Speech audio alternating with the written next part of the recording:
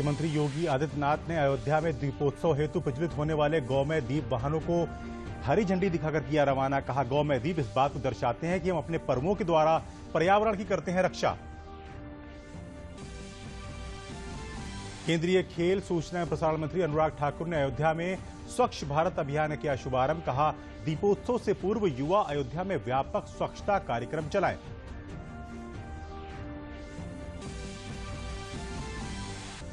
प्रदेश में Zika virus के 3 नए मरीज मिले। चिकित्सा एवं स्वास्थ्य महानिदेशक डॉक्टर वेदव्रत सिंह ने कहा, जीका वायरस के मामलों को देखते हुए 27,000 घरों का किया गया सर्वेक्षण। और मतदाता पुनरीक्षण का कार्य 1 नवंबर से होगा शुरू। 1 नवंबर से 30 नवंबर तक चलेगा अभियान। इस दौरान नए मतदाता सूची में अपना नाम करा सकेंगे शामिल। नमस्कार, मैं हूं दिलशाद। समाचारों को विस्तार से शुरू करते हुए सबसे पहले आपको बता दें कि प्रधानमंत्री नरेंद्र मोदी इटली के दौरे पर 16वें G20 सम्मेलन में शिरकत कर रहे हैं। इटली G20 की अध्यक्षता कर रहा है। G20 वैश्विक सकल घरेलू उत्पाद यानी जीडीपी का 80% से ज्यादा, वैश्विक व्यापार का 75% और दुनिया की आबादी का 60% हिस्सा है। सम्मेलन में G20 सदस्य देशों के अलावा संयुक्त राष्ट्र संघ, विश्व व्यापार संगठन, यूरोपीय संघ और अन्य आमंत्रित देशों के नेता और अंतर्राष्ट्रीय संगठनों के प्रतिनिधि भी हिस्सा ले रहे हैं। शिखर सम्मेलन की थीम पीपल, प्लेनेट और प्रॉस्पेरिटी है। इसमें महामारी, वैश्विक स्वास्थ्य, गवर्नेंस, आर्थिक बहाली, जलवायु परिवर्तन तथा ऊर्जा संबंधी बदलाव, सतत विकास और खाद्य सुरक्षा जैसे मुद्दों पर चर्चा होगी। G20 में भारत कोविड से निपटने के लिए प्रौद्योगिकी हस्तांतरण, आपूर्ति श्रृंखला और निर्माताओं के माध्यम से टीके, चिकित्सा विधान और निदान की एक समान और किफायती उपलब्धता का हिमायती रहा है।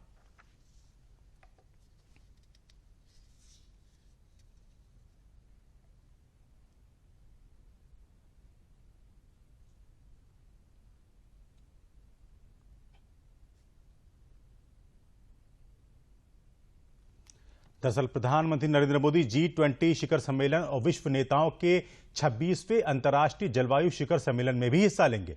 शिखर सम्मेलन में G20 देशों, यूरोपीय संघ और अन्य आमंत्रित देशों के नेता और अंतर्राष्ट्रीय संगठनों के प्रतिनिधि शामिल होंगे। G20 सम्मेलन के लिए भारत के शेरपा पीयूष गोयल ने कहा कि G20 देशों का कोविड-19 जांच और वैक्सीन प्रमाण पत्र सहित यात्रा दस्तावेजों की पारस्परिक मान्यता पर हमारे सुझाव को जबरदस्त समर्थन मिला है।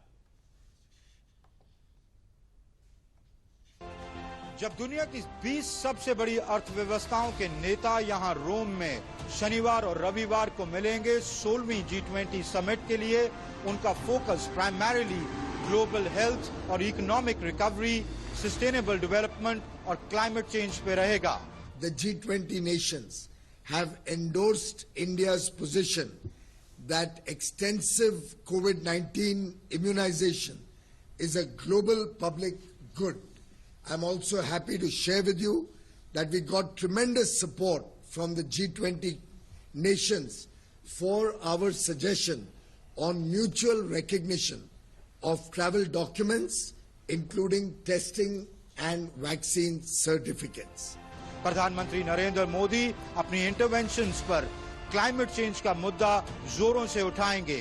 भारत इंटरनेशनल सोलर अलायंस को लेकर फ्रंट लीडर रहा है। भारत के प्रयास से इंटरनेशनल सोलर अलायंस बना था। दूसरा, अपने एम्बिशियस टारगेट्स जो भारत ने अपने लिए सेट किए हैं रिन्यूएबल एनर्जी में, उसको भी शोकेस करेगा। पर प्रधानमंत्री इस बात पर भी जोर दे सकते हैं कि जो डेवलप्ड वर्ल्ड है वो क्लाइमेट फाइनेंसिंग और टेक्नोलॉजी ट्रांसफर पर ध्यान दे और उस पर एक एक्शन ओरिएंटेड प्लान लेके आए। कोविड पर प्रधानमंत्री अपना भारत का ट्रैक रिकॉर्ड, 100 करोड़ लोगों को वैक्सीनेट करना और ग्लोबल प्रोडक्शन हब जो भारत बन चुका है उसकी बात कर सकते हैं। सेकेंड वेव से पहले भारत ने बहुत सारे मुल्कों को वैक्सीन प्रोवाइड की थी और अब भारत जब अपने लोगों को बहुत तेजी से वैक्सीनेट कर रहा है, भारत वैश्विक जिम्मेवारी दोबारा एक बार फिर से लेने को तैयार है। Our efforts in building more consensus and building back the support of all the developed nations towards resilient supply chains and faster recovery of vulnerable economies of low-income and developing countries has been widely appreciated by other G20 members, and we shall continue to represent the voice of the low and middle income countries.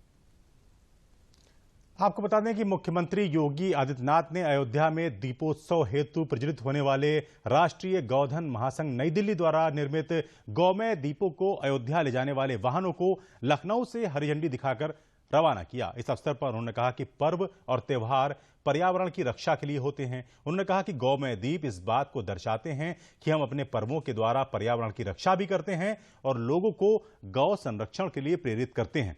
उन्होंने कहा कि गौमय दीपों के द्वारा एक बड़ी आबादी की आस्था का सम्मान भी हो रहा है और गौ रक्षा भी हो रही है।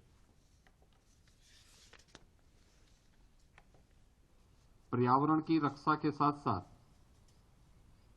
हम लोग अच्छे ढंग से अपने पर्व और त्योहारों को बेहतर तरीके से प्रस्तुत कर सकते हैं।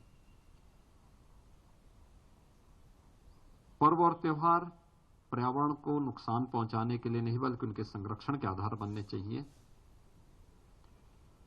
इसमें तो गौ रक्षा भी हो रही है और गौमय से बनने वाले जो दीप हैं इनके माध्यम से हम एक बड़ी आबादी की आस्था की भी का सम्मान कर रहे हैं और गौ संरक्षण के लिए हर एक व्यक्ति को प्रेरित भी कर रहे हैं।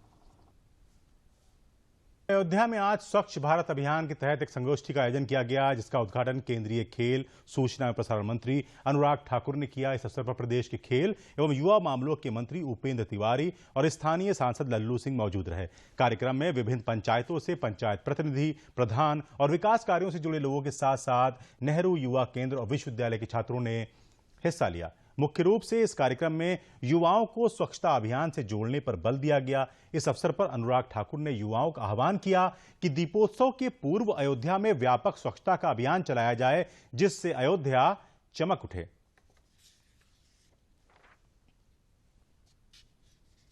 जब लंका पर विजय पाकर भगवान राम वापस आए थे तो अयोध्या वासियों ने पूरी तरफ सफाई, एक तरफ से एक कोने से दूसरे कोने तक, उस समय भी इस तरह का स्वच्छता अभियान चला होगा और दीप जलाकर भगवान राम का स्वागत किया था। तो इस बार की दीपावली पर भी दीपोत्सव से पहले हमें पूरे अयोध्या में शानदार स्वच्छता अभियान चलाना चाहिए और पूरी अयोध्या को साफ सुथरा करने का काम करना। आज दुनिया के लिए एक बड़ा आकर्षण का केंद्र बना है। क्यों बना है? इसके पीछे कारण है कि लोगों के मन में जो मर्यादा पुरुषोत्तम राम के प्रति भावना है, उनका आशीर्वाद लेने भी आना चाहते हैं। लेकिन लोग अब ये भी जानते हैं कि जो भारतीय जनता पार्टी ने वायदा किया था कि भव्य राम मंदिर बनाएंगे, वो सपना भी साकार करने का काम मोदी जी ने और योगी जी ने किया है। नींव पत्थर राम मंदिर का रख दिया है। अगले 2 सालों के अंदर भव्य राम मंदिर बनकर भी तैयार हो जाएगा। भारतीय जनता पार्टी द्वारा आज लखनऊ में महिला कारीगर बुनकर समागम का कार्यक्रम आयोजित किया गया। कार्यक्रम की मुख्य अतिथि केंद्रीय मंत्री स्मृति ईरानी ने कहा कि देश में प्रधानमंत्री नरेंद्र मोदी और प्रदेश में योगी आदित्यनाथ के नेतृत्व में चलाई जा रही विभिन्न जन कल्याणकारी परियोजनाओं का असर लोगों पर अब देखा जा रहा है। उन्होंने कहा कि प्रधानमंत्री के मेड इन इंडिया के आह्वान से करोड़ों बुनकर और कारीगरों की जिंदगी बेहतर हुई है। उन्होंने कहा कि प्रदेश में महिलाओं के लिए उपयुक्त माहौल योगी आदित्यनाथ ने तैयार किया है। इस मौके पर केंद्रीय मंत्री स्मृति ईरानी ने 20 महिला कारीगरों को पुरस्कृत और हेलो कमल शक्ति ऐप का भी शुभारंभ किया।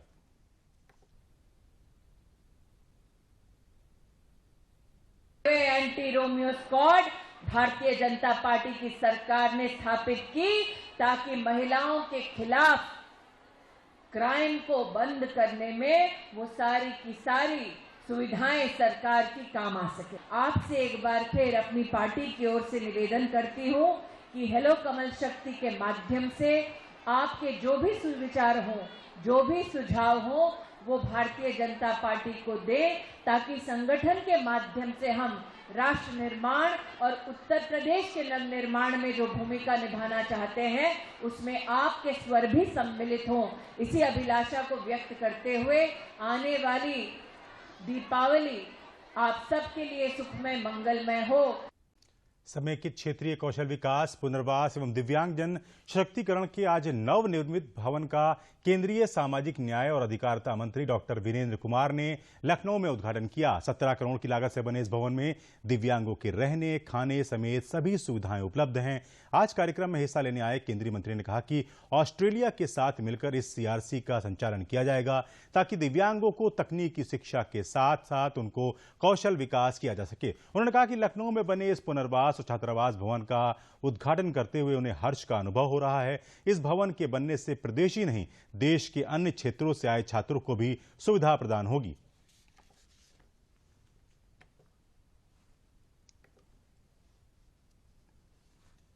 देश के प्रधानमंत्री आदरणीय नरेंद्र मोदी जी ने सब समाज को लिए साथ में आगे है बढ़ते जाना, और उन्होंने कहा कि दिव्यांगजन हमारे समाज के अभिन्न अंग हैं। ये हमारे दिव्यांगजन मानसिक रूप से, शारीरिक रूप से और अपनी गतिविधियों को सामान्य रूप से संचालित कर सकें, उसमें सीबीआईडी का हमारा बहुत एक महत्वपूर्ण भूमिका रहने वाली है।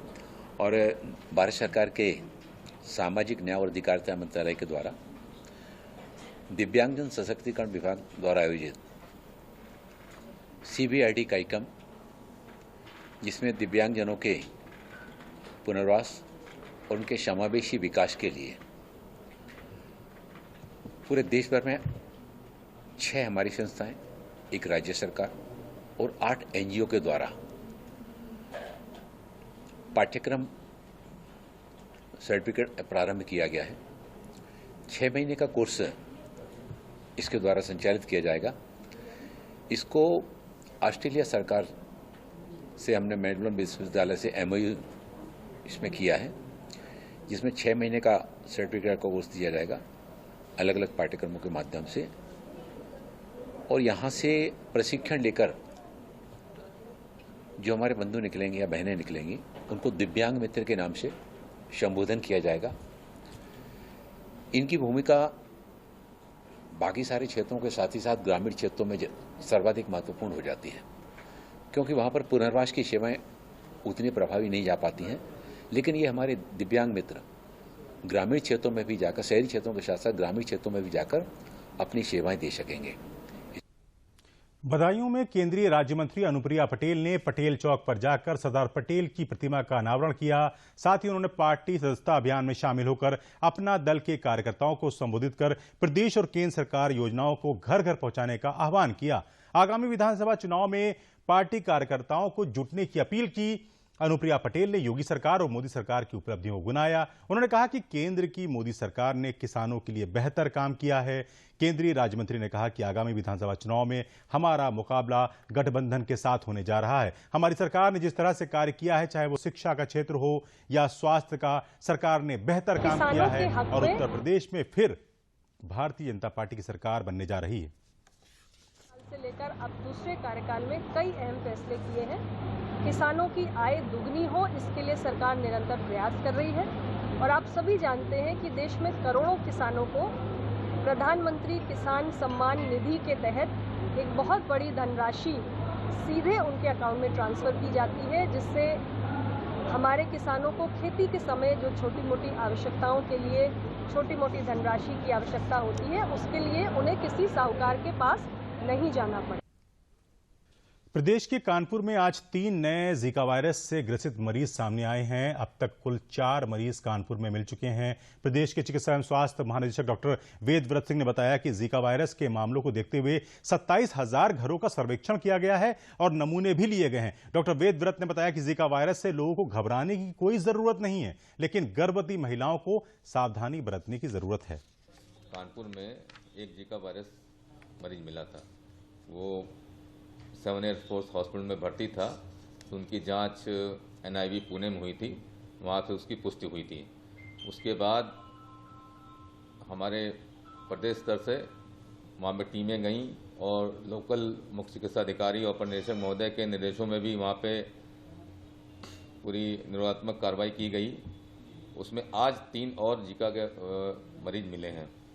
नहीं, ऐसे कंटेनमेंट हम लोग सैनिटाइजेशन कर रहे हैं, हम लोग जितने भी निरोधात्मक उपाय हैं वो कर रहे हैं, जैसे कि हमारे सोर्स रिडक्शन के हैं और जो मरीज हैं उनकी सैंपलिंग कराना, ये सब कार्य हो रहे हैं। गर्भवती महिलाओं के लिए विशेष है कि वो ज़्यादा न निकलें और मच्छरदानी पर रहें और खासकर उनके घरों के और समस्त एरिया में मच्छरों की रोकथाम की जाए, एंटी लार्वल मेजर्स किए जाएं। आपको बता दें कि भारत निर्वाचन आयोग मतदाता पुनरीक्षण 1 जनवरी 2022 के आधार पर निर्वाचक नामावलियों का आलेख प्रकाशन करेगा।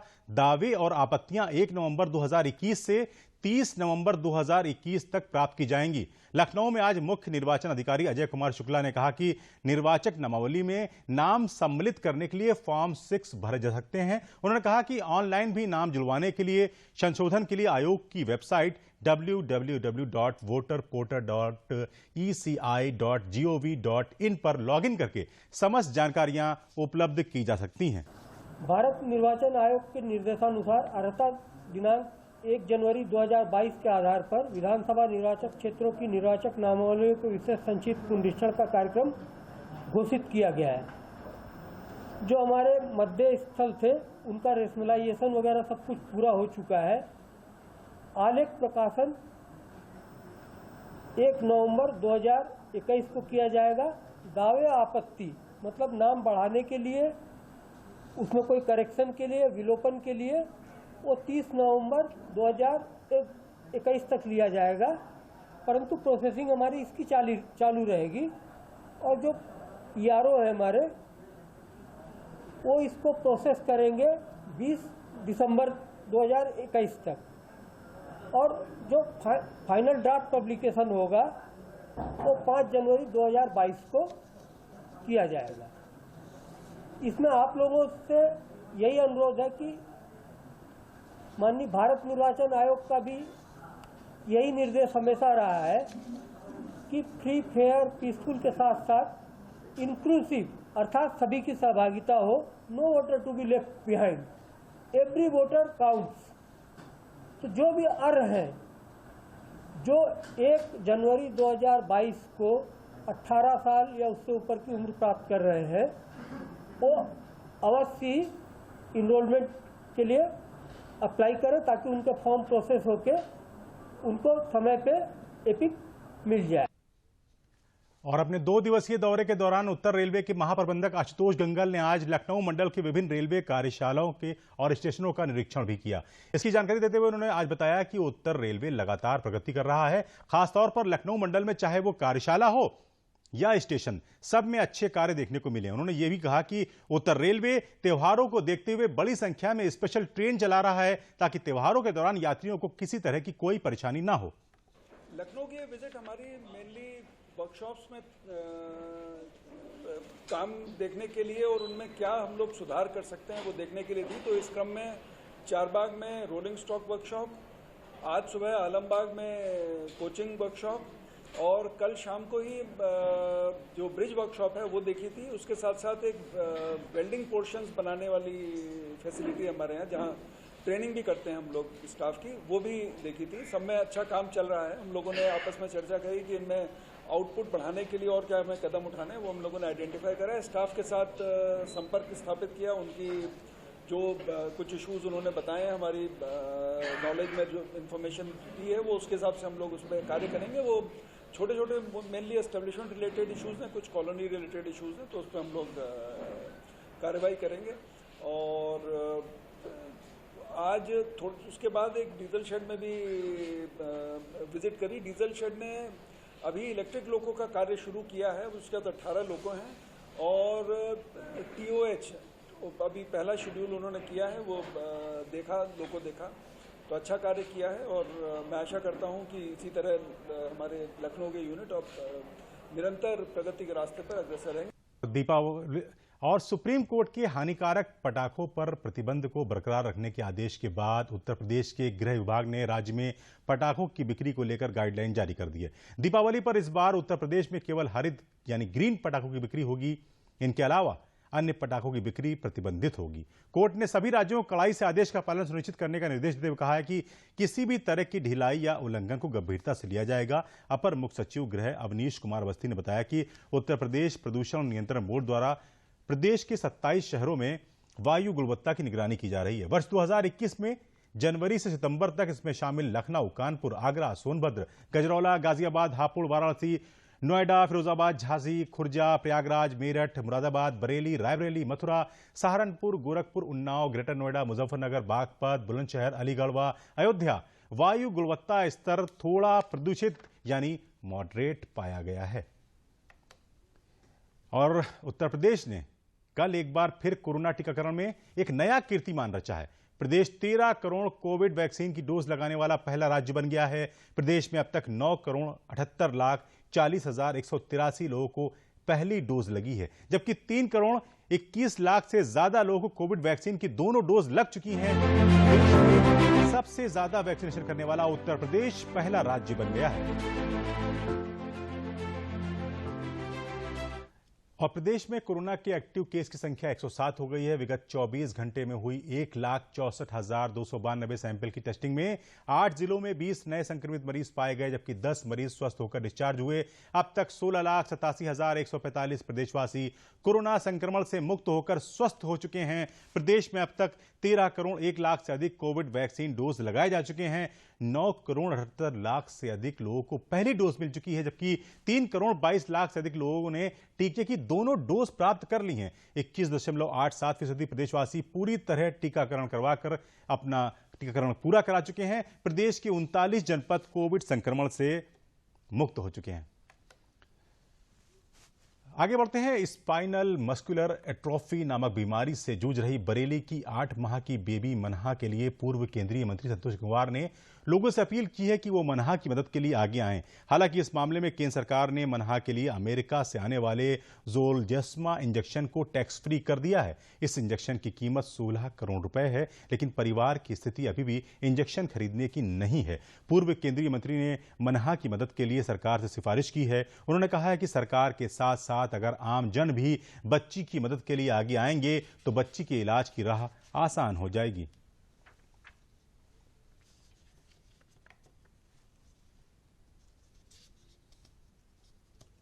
जो इलाज है वो आसान नहीं है। इंजेक्शन वो लगेगा जिसकी कीमत 16 करोड़ रुपया है। ये आसान काम नहीं है, पर मैं इनको बधाई दूंगा, धन्यवाद दूंगा कि अपने मिशन में सफलता प्राप्त करें। बच्चे के लिए जो आवश्यक हो वो काम हो, और निश्चित रूप से मैं आपके माध्यम से सभी श्रोताओं से आग्रह करूंगा कि इस काम में वो अपने स्तर से जो मदद कर सकता है वो मदद करें, क्योंकि ये एक जीवन और एक ज़िंदगी का सवाल है। और इसमें जो जितना भी अधिक मदद कर सकता है वो एक अच्छा पुण्य का काम होगा। तो मैं आप सबको इस आग्रह के साथ कि इस बच्ची के जीवन के लिए जो अधिकतम सहयोग कर सकते हैं वो अधिक सहयोग करने का काम करें। मैंने मनहा के लिए कैंपेन स्टार्ट करी है ताकि क्राउड फंडिंग हो जाए और बच्ची को इंजेक्शन लग जाए, और उसी के लिए सर आज अपील करेंगे। मतलब मैंने बहुत ज़्यादा रिक्वेस्ट करी सर से, तो सर ने कहा नहीं कोई बात नहीं, मैं अपील कर दूंगा। तो मतलब सर आज पब्लिक से क्राउड फंडिंग की ही अपील करेंगे ताकि इस बच्ची के लिए डोनेशंस हो जाए और बच्ची को इंजेक्शन लग जाए जल्द से जल्द। और जौनपुर पहुंचे ऑस्ट्रेलियन दूतावास के प्रतिनिधिमंडल ने बदलापुर विधायक रमेश चंद्र मिश्र के साथ ब्लॉक परिसर में पहुंचकर विकास योजनाओं की जानकारी ली। इसके बाद टीम ने गौरी शंकर मंदिर पहुंचकर दर्शन किया। बदलापुर ब्लॉक पर आयोजित कार्यक्रम में आंगनबाड़ी कार्यकर्ताओं, स्वयं सहायता समूह की महिलाओं ने ऑस्ट्रेलियन दूतावास के प्रतिनिधिमंडल में शामिल जैक टेलर एवं वरिष्ठ वन अनुसंधान अधिकारी राजनीतिक वेदना सेठ का स्वागत किया। ऑस्ट्रेलियन दल ने कृषि विभाग, प्राथमिक शिक्षा, वन विभाग, बाल पुष्टाहार एवं महिला समूहों द्वारा लगाए गए स्टॉलों का निरीक्षण किया। विधायक रमेश मिश्रा ने प्रधानमंत्री आवास ग्रामीण, मुख्यमंत्री आवास, शौचालय, उज्ज्वला गैस, स्वयं सहायता समूह के लाभ, सार्वजनिक वितरण प्रणाली और सामूहिक विवाह योजना की जानकारी दी। और आजादी के अमृत महोत्सव के अंतर्गत कन्नौज जिले में आउटरीच कैंपेन क्रेडिट अभियान के तहत बेरोजगारों को त्योहारी सीजन में रोजगार उपलब्ध कराने के लिए जिले की अग्रणी बैंक ऑफ इंडिया के तत्वाधान में ऋण वितरण कार्यक्रम का आयोजन किया गया, जिसमें 5,155 लाभार्थी को 159.68 करोड़ का ऋण वितरण किया गया। बैंक महाप्रबंधक प्रमोद बंथल ने बताया कि कार्यक्रम का मुख्य उद्देश्य ग्राहकों तक विभिन्न योजनाओं, केसीसी, स्वयं सहायता समूह, पीएम स्वनिधि, पीएमईजीपी, सूक्ष्म एवं लघु उद्योग, एमएसएमई, मुद्रा योजना, स्टैंड अप इंडिया, कृषि अवसंरचना विकास कोष, पशुपालन, मछली पालन एवं अन्य केंद्र और राज्य की योजना से ग्राहकों को आत्मनिर्भर बनाकर उनकी दशा और दिशा बदलनी है।